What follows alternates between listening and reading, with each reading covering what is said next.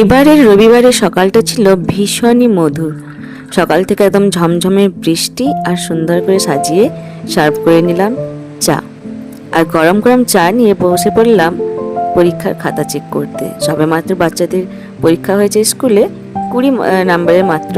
তো সেই খাতাগুলো পড়ে রয়েছে, সময়ই হয়ে ওঠে না আজকাল চেক করতে। স্কুলে তো খুব একটা সময় পাওয়াই যায় না আজকাল, প্রক্সি টক্সি করে। যাই হোক, টুকিটাকি যেটুকু সময় পাওয়া যায় তাতে আরও অনেক রকম কাজ থাকে। তো আমি এটা নিয়ে এসেছিলাম এবারে রবিবারে পরীক্ষার খাতাগুলো চেক করবো বলে। আর তাই আজকে সকাল থেকে উঠে সেটাই করা শুরু করলাম।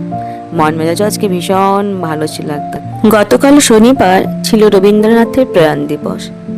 আর আমরা যেহেতু শনিবার দিন সবাই ওয়ার্কিং থাকি, তো সেইভাবে শনিবার দিন আমাদের সেলিব্রেশন করা হয়ে ওঠেনি।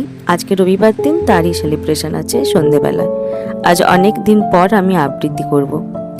আর এই ছিল আজকে আমাদের সকালের ব্রেকফাস্ট। মা বানিয়ে দিয়েছিল গরম গরম চিলা। আর বিকেলের দিকে আমি রেডি হয়ে গেলাম আজকে যাওয়ার জন্য প্রোগ্রামে। র্যাপিডো এসে গেছে, এবারে মা আর আমি এই র্যাপিডো করে আমরা যাব আমাদের গন্তব্যস্থলে।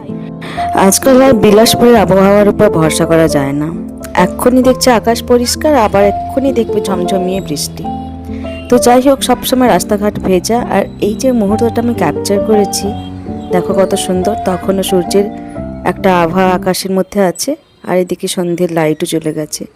আর টোটো করে এরকম একটা সন্ধেবেলায় শহরের মধ্যে দিয়ে ফুরফুরে হাওয়ায় জার্নি করতে যে কী ভালো লাগে।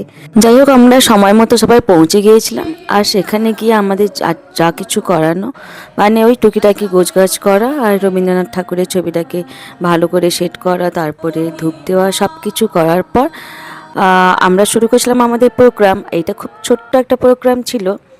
কবিগুরুকে তার গান আর কবিতার মাধ্যমে আরও একবার মনে করে নেওয়া, যদিও বা তিনি প্রত্যেক দিনের জীবনে সমানভাবে জড়িত, সমানভাবে আমাদের মনে প্রভাব বিস্তার করে থাকেন। কবিগুরুর লেখা কোন গানটি তোমাদের মন বারে বারে ছুঁয়ে যায়, প্লিজ আমাকে কমেন্ট করে জানিও একবার।